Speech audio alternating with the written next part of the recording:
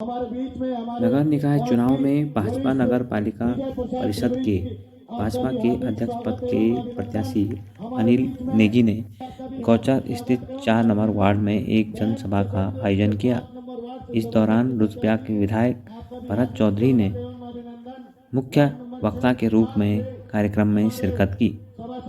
बैठक के दौरान रुद्रप्रयाग विधायक अनिल नौटियाल ने कहा कि उनके लिए एक एक वोट बहुत कीमती है। सभी कार्यकर्ताओं को एकजुट होकर काम करना होगा।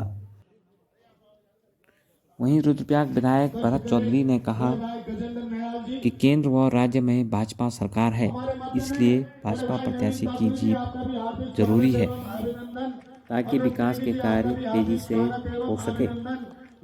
भारत माता की, भारत माता की।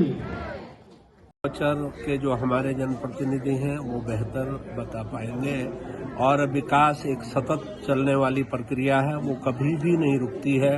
कितने भी काम हो जाएं लेकिन उसके बाद भी हमेशा गुंजाइश रहती है। और उसका सबसे बड़ा उदाहरण है कि चाहे वो नई दिल्ली की पार्लियामेंट्री स्ट्रीट हो, चाहे वो वाशिंगटन डीसी हो, वहां पर भी आज भी विकास की आवश्यकता उसी शिद्दत से महसूस की जाती है जिस तरह से गौचर में या किसी अन्य क्षेत्र में की जाती है।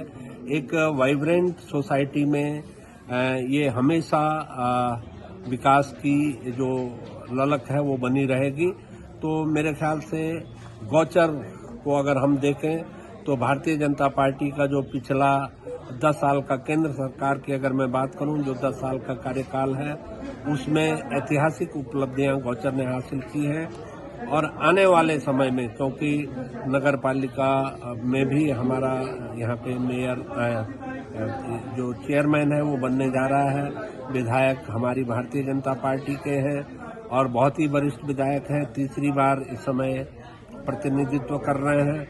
और बहुत संभव है कि आने वाले समय में उत्तराखंड में भी प्रतिनिधित्व हासिल होगा और इस क्षेत्र का विकास जो है आगे बढ़ेगा। कि ये सिर्फ हमारी पार्टी के साथ नहीं होता है, मैं तो कांग्रेस पार्टी के लोगों को भी अपनी हर जीत का श्रेय देता हूं कि जिस तरह से अंडर कवर एजेंट की तरह वो हमारे लिए काम करते हैं और हमारे जितने कार्यकर्ता खुल करके भारतीय जनता पार्टी के कार्यकर्ता भारतीय जनता पार्टी को जिताने में लगे हुए हैं, उससे ज्यादा कांग्रेस के कार्यकर्ता जो है वो गुमनाम रह करके और अंडरग्राउंड रह करके भारतीय जनता पार्टी के लिए काम कर रहे हैं। और आपने देखा होगा कि ऐसा कोई भी निकाय नहीं है जिसमें कांग्रेस का कोई न कोई बागी चुनाव न लड़ रहा हो, और एक भी निकाय ऐसा नहीं है जिसमें भारतीय जनता पार्टी का कोई बागी चुनाव लड़ रहा हो।